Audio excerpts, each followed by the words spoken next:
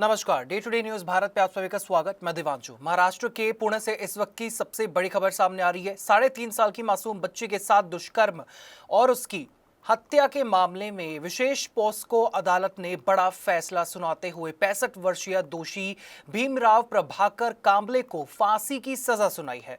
विशेष न्यायाधीश SR सालोखे ने आज यानी कि सोमवार 29 जून को यह फैसला सुनाया है। माननीय अदालत ने 25 जून को आरोपी को दोषी करार दिया था और सजा पर फैसला जो है वो सुरक्षित रख लिया था। आज सुनाए गए इस फैसले में माननीय अदालत ने अपराध की गंभीरता, पीड़िता की कम उम्र और मामले की क्रूरता को देखते हुए इसे रेयरेस्ट ऑफ रेयर श्रेणी का मामला माना और मृत्यु दंड देने का आदेश दिया। ये दिल दहला देने वाली जो वारदात है वो 1 मई 2026 को पुणे जिले के भोर तालुका के नसरापुर गांव में हुई थी। जानकारी के मुताबिक 3.5 साल की मासूम बच्ची घर के पास खेल रही थी, तभी आरोपी उसे बहला फुसलाकर अपने साथ ले गया और इसके बाद उसने बच्ची के साथ दुष्कर्म किया और पहचान छिपाने के इरादे से उसकी हत्या भी कर दी। कुछ समय बाद बच्ची का शव बरामद हुआ, जिसके बाद पूरे इलाके में सनसनी फैल गई।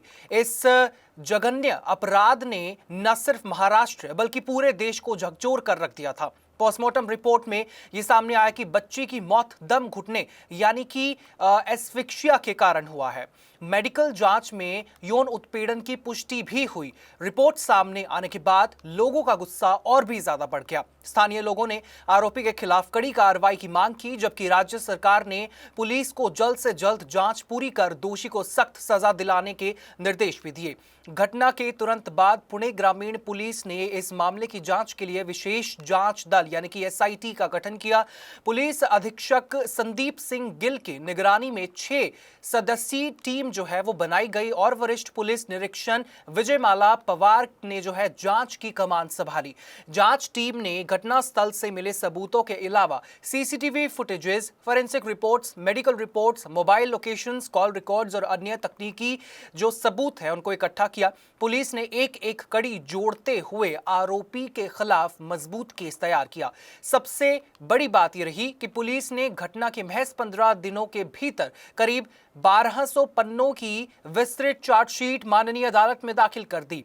इस चार्जशीट में 55 से अधिक गवाहों के बयान, वैज्ञानिक साक्ष्य यानी कि सबूत, परिस्थिति जन्य सबूत और तकनीकी प्रमाण शामिल किए गए।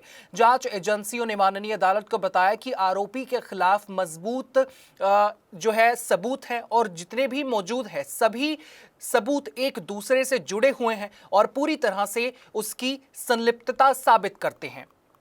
इसके बाद विशेष पोस्को माननीय अदालत में 21 मई से नियमित सुनवाई शुरू हुई। मामले की गंभीरता और पीड़ित परिवार की गोपनीयता को देखते हुए माननीय अदालत ने पूरी कार्रवाई इन कैमरा यानी कि बंद अदालत में की। माननीय अदालत ने रोजाना सुनवाई की ताकि मामले का जो है जल्द निपटारा हो सके। अभियोजन पक्ष ने एक एक कर सभी गवाहों और सबूतों को माननीय अदालत के सामने पेश किया, जबकि बचाव पक्ष ने आरोपी के पक्ष में अपनी दलीलें रखी। हालांकि माननीय अदालत ने माना कि अभियोजन पक्ष द्वारा पेश किए गए साक्ष्य इतने मजबूत हैं कि आरोपी के खिलाफ अपराध पूरी तरह से साबित होता है।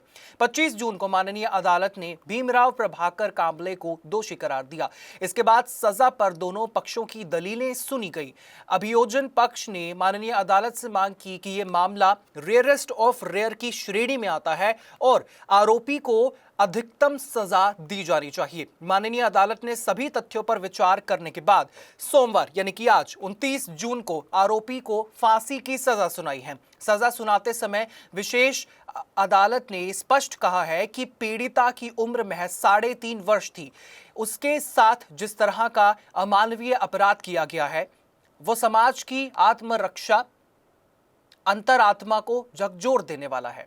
माननीय अदालत ने माना कि ऐसे अपराधों में कठोरतम सजा देना बहुत ज़्यादा ज़रूरी है ताकि समाज में ये स्पष्ट संदेश जाए कि बच्चों के खिलाफ होने वाले जघन्य अपराध किसी भी कीमत पर बर्दाश्त नहीं किए जाएंगे। इस पूरे मामले में भारतीय न्याय संहिता यानी कि बीएनएस की हत्या, दुष्कर्म और अन्य गंभीर धाराओं के साथ पोस्को एक्ट की विभिन्न धाराओं के तहत आरोपी को दोषी ठहराया गया है। माननीय अदालत ने अभियोजन पक्ष की इस दलील को स्वीकार किया कि आरोपी के खिलाफ परिस्थितिजन्य, वैज्ञानिक और तकनीकी साक्ष्यों यानी कि सबूत की पूरी श्रृंखला मौजूद है और इसमें किसी प्रकार का संदेह नहीं बचता है। ये मामला इसलिए भी खास बन गया है क्योंकि अपराध होने के 2 महीने से भी कम समय के भीतर जांच पूरी हुई है, चार्जशीट दाखिल की गई है, ट्रायल चलाया गया है और फैसला भी आ चुका है। कानूनी विशेषज्ञ इसे महाराष्ट्र के न्यायिक इतिहास के सबसे तेज ट्रायल में से एक मान रहे हैं। बच्चों के खिलाफ अपराधों में त्वरित न्याय की दिशा में इसे एक महत्वपूर्ण उदाहरण बताया जा रहा है। फैसला सुनाए जाने के समय पीड़िता का परिवार माननीय अदालत में मौजूद था। माननीय कोर्ट के बाहर भी बड़ी संख्या में लोग इस मामले पर नजर बनाए हुए थे। फैसले के बाद पीड़ित परिवार ने न्याय मिलने पर संतोष जताया, जबकि कई सामाजिक संगठनों ने भी माननीय अदालत के फैसले का स्वागत किया और कहा कि ऐसे मामलों में तेज जांच और समयबद्ध सुनवाई ही पीड़ित परिवारों को जो है एक भरोसा दिला सकती है और उनका भरोसा मजबूत कर सकती है। हालांकि कानूनी प्रक्रिया अभी पूरी तरह से समाप्त नहीं हुई है। दोषी भीमराव प्रभाकर कांबले फिलहाल न्यायिक हिरासत में रहेगा और कानून के अनुसार उसे इस फैसले के खिलाफ बॉम्बे हाई कोर्ट में अपील करने का अधिकार होगा। यदि अपील दायर की जाती है तो माननीय हाई कोर्ट इस मामले की दोबारा समीक्षा करेगी और इसके बाद भी अगर आवश्यक कानून प्रक्रिया पूरी जो है करनी पड़ी तो वो भी की जाएगी।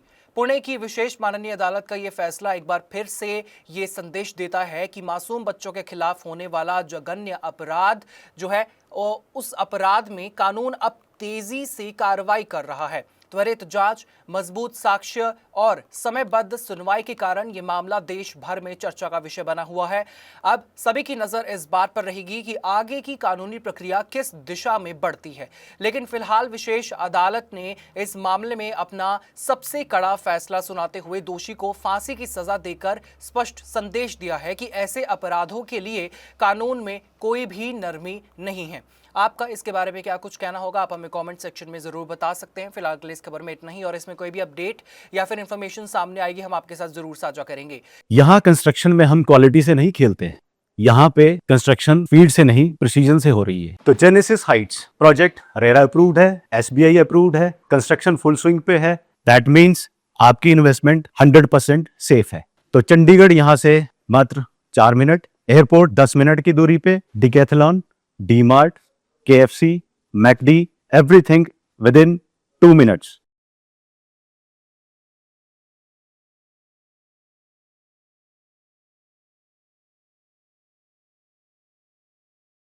Day to day news Bharat आपके साथ हमेशा वादा करता है निष्पक्षता और सटीकता के साथ आप तक हर एक खबर, इन्फॉर्मेशन और अपडेट इसी तरीके से पहुंचाता रहेगा।